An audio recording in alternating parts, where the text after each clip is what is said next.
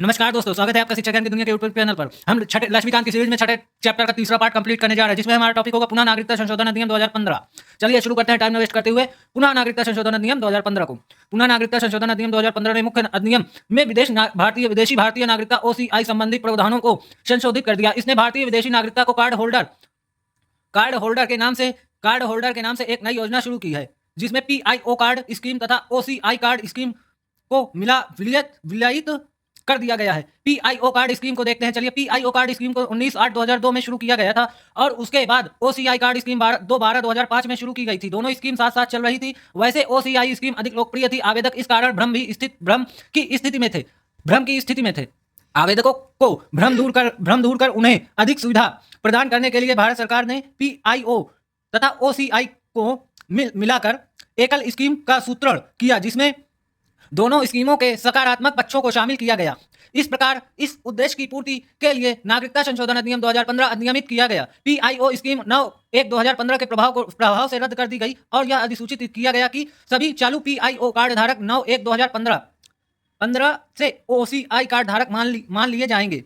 नागरिकता संशोधन अधिनियम 2015 विदेशी भारतीय नागरिकता को बदलकर विदेशी भारतीय नागरिक कार्ड धारक कर दिया और मुख्य अधिनियम में निम्नलिखित प्रावधान किए। पहला पॉइंट पढ़ेंगे, विदेशी भारतीय नागरिक कार्ड होल्डर का निबंधन। इसको पढ़ें उससे पहले अगर आपने पुरानी वीडियो नहीं देखी है उसको जरूर देखिएगा। मैं सभी वीडियो को जितने भी 6 चैप्टर के 2 पार्ट तक मैंने कंप्लीट किया, 5वें चैप्टर सभी पार्ट मैंने कंप्लीट कर लिए। आप लोग जाकर लिंक पर क्लिक कर डिस्क्रिप्शन बॉक्स में सभी की लिंक दे दूंगा, आप लोग क्लिक करके जरूर देखिएगा। चलिए शुरू करते हैं टाइम वेस्ट करते हुए। विदेशी भारतीय नागरिक कार्ड होल्डर का निबंधन। भारत सरकार आवेदन प्राप्त होने पर किसी विदेशी नागरिक कार्ड धारक होल्डर को पंजीकृत कर सकती है। पहला पॉइंट, पूर्ण आयु एवं क्षमता वाला कोई व्यक्ति। पहला पॉइंट इसमें देखेंगे, जो कि किसी अन्य देश का नागरिक है लेकिन संविधान लागू होने के समय अथवा उसके बाद भारत का नागरिक था, अथवा दूसरा पॉइंट, जो कि किसी अन्य देश का नागरिक है लेकिन संविधान लागू होने के समय भारत का नागरिक होने के लिए अर्ह था, अथवा जो कि किसी अन्य देश का नागरिक है लेकिन उस भूभाग से संबंध रखता है जो 15 अगस्त 1947 के भारत का भूभाग हो गया, अथवा जो कि ऐसे किसी नागरिक का पुत्र पुत्री या पौत्र पौत्री या प्रपौत्र प्रपौत्री हो, अथवा कोई व्यक्ति जो धारा ए में उल्लेखित व्यक्ति का नाबालिग बच्चा हो, अथवा कोई व्यक्ति जो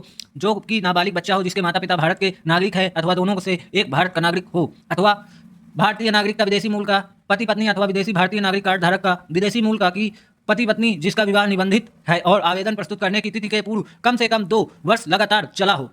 कोई भी व्यक्ति जो स्वयं अथवा जिसके माता पिता में से कोई एक अथवा जिसके दादा दादी परदादा दादी पाकिस्तान, बांग्लादेश अथवा ऐसे किसी देश जिन्हें भारत सरकार उल्लेखित कर सकती है, विदेशी भारतीय नागरिक कार्ड होल्डर के लिए निबंधन के लिए अर्ह नहीं होगा। दूसरा पॉइंट देखें। आप लोग पुरानी वीडियो नहीं देखें, डिस्क्रिप्शन बॉक्स में लिंक लगी, आप लोग जरूर देखिएगा। 5 चैप्टर मैंने कंप्लीट किए हैं, 6ठे चैप्टर के 2 पार्ट भी कंप्लीट कर चुका हूं, तीसरे पार्ट में आपका स्वागत है।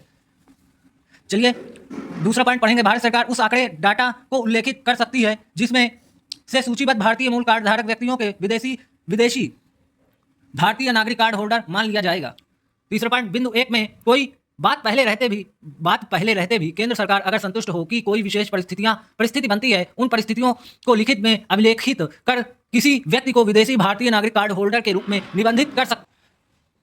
विदेशी भारतीय नागरिक कार्ड होल्डर को प्राप्त अधिकार। इसको पढ़ें उससे पहले अगर आप चैनल पर नए हैं, चैनल को सब्सक्राइब करके जरूर जाइएगा। चलिए पहला पॉइंट पढ़ते हैं। एक विदेशी भारतीय नागरिक कार्ड होल्डर को ऐसे अधिकार प्राप्त होंगे जैसा कि केंद्र सरकार उल्लेखित या विशिष्ट निर्देशित कर सकती है। दूसरा पॉइंट पढ़ेंगे, एक विदेशी भारतीय नागरिक कार्ड होल्डर को निम्नलिखित अधिकार नहीं होंगे जो कि किसी भारतीय नागरिक को होते हैं। पहला पॉइंट पढ़ेंगे, उसे सार्वजनिक रोजगार के मामले में अवसर की संभावना का अधिकार नहीं होगा। दूसरा पॉइंट, वह राष्ट्रपति चुने जाने के लिए अर्ह नहीं होगा, मतलब पात्र नहीं होगा। तीसरा पॉइंट पढ़ेंगे, वह उपराष्ट्रपति चुने जाने के लिए वही पात्र मतलब निर्वाचित नहीं होगा।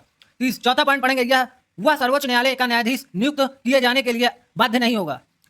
पांचवा पॉइंट पढ़ेंगे, वह उच्च न्यायालय का न्यायाधीश नियुक्त किए जाने के लिए बाध्य नहीं होगा। आर्य का मतलब ही बाध्य नहीं होगा। छठा पॉइंट पढ़ेंगे, वह एक मतदाता के रूप में पंजीकृत किए जाने का अधिकारी भी नहीं होगा। सातवां पॉइंट पढ़ेंगे, यह लोकसभा या राज्यसभा का सदस्य भी निर्वाचित नहीं होगा।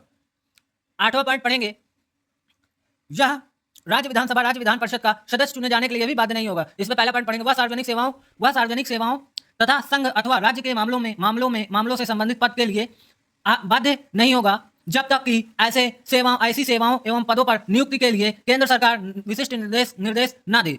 तीसरा पॉइंट, विदेशी भारतीय नागरिकता कार्ड का परित्याग। अब हम कल पढ़ेंगे। अगर आप लोग चैनल पे नए हैं, चैनल को सब्सक्राइब कीजिए। आप लोगों का बहुत बहुत धन्यवाद। सभी वीडियो की लिंक जितनी पिछली वीडियो है उनको जरूर विजिट कीजिएगा। अगर वीडियो अच्छी लग रही है कमेंट करके जरूर बताइएगा।